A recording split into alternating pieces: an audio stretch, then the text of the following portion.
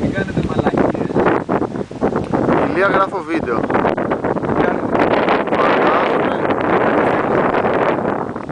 Ακούμε τι λες. Παιδιά, Λοιπόν, έλα εδώ. μείον 16.